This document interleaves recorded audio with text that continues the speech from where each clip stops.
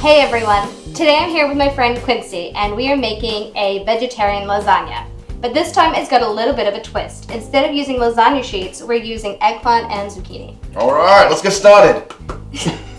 We're using the eggplant and zucchini instead of pasta sheets because it provides us with a low carb to no carb dish, and as myself being a diabetic and his father is a diabetic as well, reducing the amount of carbs in your meals is best because it means that you need to take less medication. You'll be cutting the zucchini and the eggplant the same way. Okay. So if you just take the top off. Mm-hmm. Perfect. This guy too? Yeah, take the tail off that one. Cool. Perfect. I'm going to cut mine in half just because it's quite long. So you'll be making thin slices lengthwise to imitate that of a pasta sheet. I sure do hope are we making enough for just the two of us, or it seems like we're feeding a whole family here? Yeah, so this is easily gonna be like 6 people.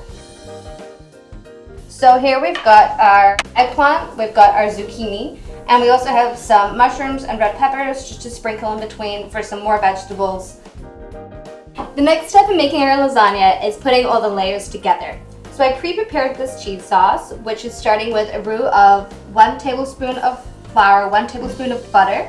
Then I mixed in approximately about a cup of milk gradually, just so that it wouldn't be lumpy. As you can see, it's all nice and really smooth. And then after that had thickened up nice and I had the sauce, I added about 2 cups of cheese.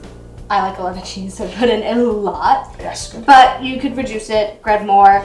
You know, sometimes I've made it with blue cheese in there. This I just made with cheddar and mozzarella, but you could add different cheeses for your own flavor.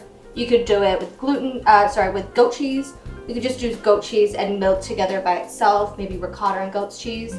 Depending on the type of lactose you can and can't eat, it's all easy to change.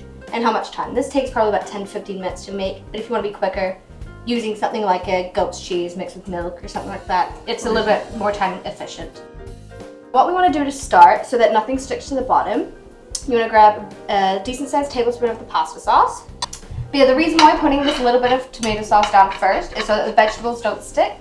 And then if you use olive oil, sometimes it still sticks. You know how? Really? Yeah. Okay. Well, because especially with pasta, I've found, if you are using pasta for this recipe, it still like fries it and then it sticks to the bottom. Okay, I see. Yeah. Okay. So just having this little thin layer is perfect. Is that good? Yeah, that's looking pretty perfect. Okay. So next up from here, we're going to do a layer of zucchini and eggplant, and I like to alternate them. So if I did like one of these, I'm going to flip it around this way so it fits in the corner. Okay. And you can put like a couple of these next to it. Just want to fit them all in together. Go nuts. Alright, that seems like fun. Like that. Do this pick with it.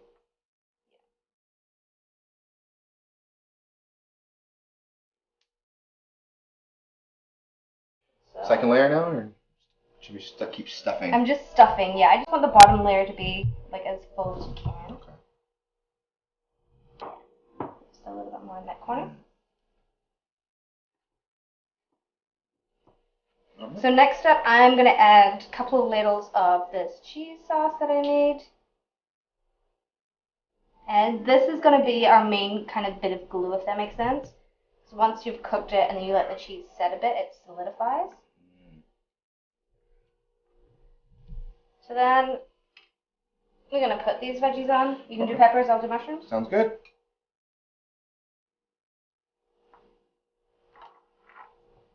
Yeah? That'd be good. So I'm going to get you to put a couple good sized dollops on top of this, of the pasta sauce. You can even pour it a little bit if you wanted, just because it makes things easier. Yep. Sort of trusting what you feel like is enough. Yeah. Well, I think at this point here, we can actually start laying down some more veggies. Let's do it. Yeah.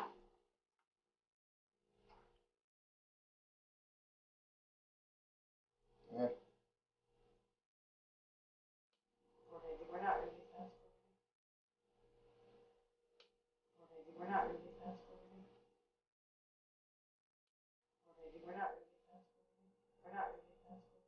Right. Okay, and then more veggies. Possibly last layer. This is going to be the last layer. We have no other veggies to put on.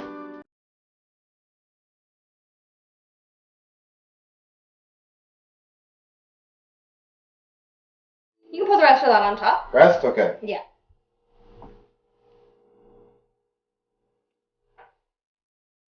Okay, perfect. Thank you, Neal.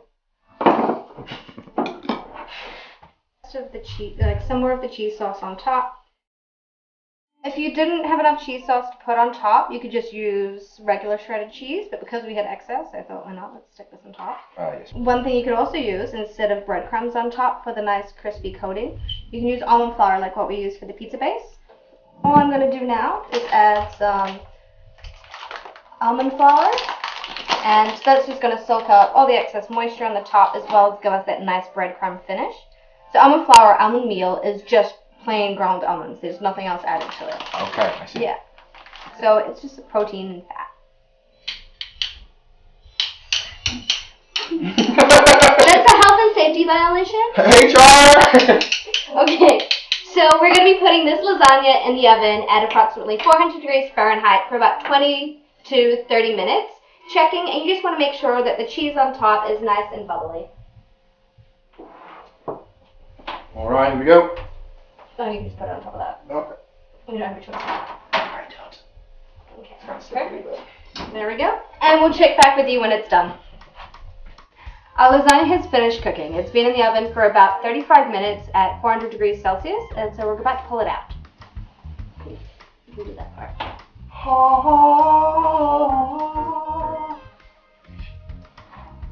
Ooh.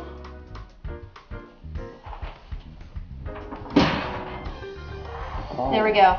We're going to let this sit for about 15-20 minutes for it to stop bubbling, for the cheese to solidify a little bit more again, and then be ready for cutting up and serving. This recipe can be altered to everyone's different nutritional needs. You can keep it the way that we did with using the eggplant and the zucchini. You could replace those with gluten-free noodles. You could replace it with regular lasagna sheets, or you could do all of them at once and just have a really big lasagna. Okay.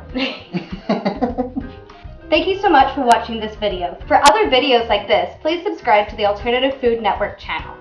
And I want to thank you, the AFN, for having me on to learn just so much about alternative food, but not only that, but great food.